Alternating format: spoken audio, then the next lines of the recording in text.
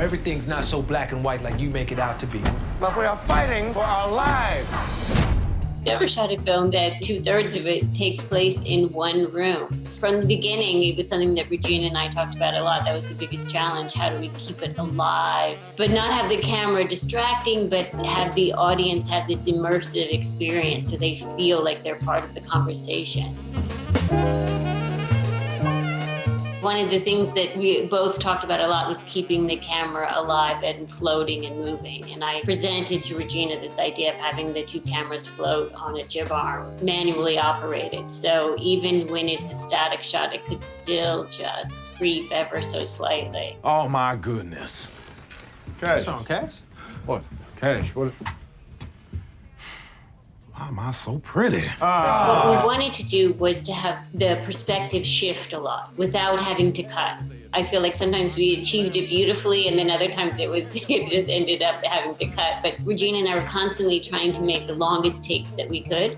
By using the jib arm, the operator was able to make decisions, organically just shift the camera every so slightly and change the perspective.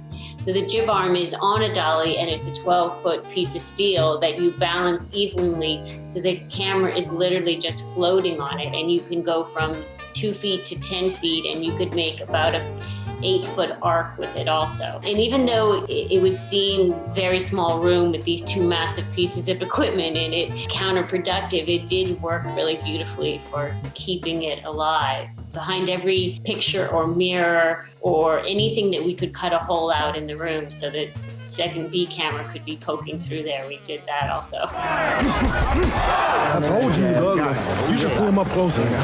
We watched the minute of those fights over and over and over, Regina and I, and we storyboarded the fights. It was really important to Regina that everything was historically accurate, as close as we could get. And we had so many references. My own research when I started it was of the street photographers of the time, like Saul Leader and Gary Winograd.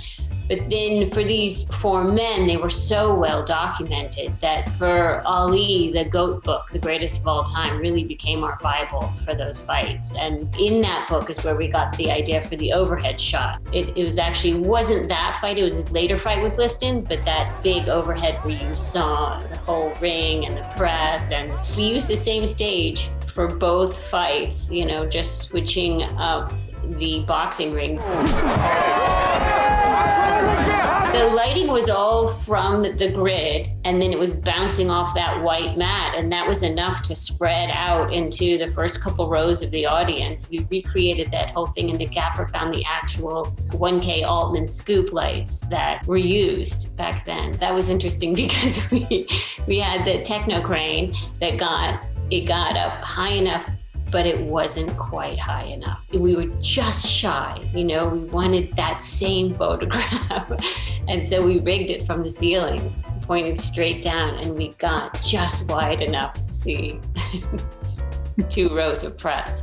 Coming out of the hotel room, that was very freeing because it was lit, and now we could just focus on the camera angles. And we had 3 cameras for all the fights, so that I was back at the DIT tent with all 3 monitors. I had all the operators on headset, and one was handheld in the ring behind Eli covering the fight, and the other 2s were finding really interesting angles through the crowd and through the ropes, and then always checking back with the stunt coordinator, Regina and I running back to the monitor with him to see if the hits were selling.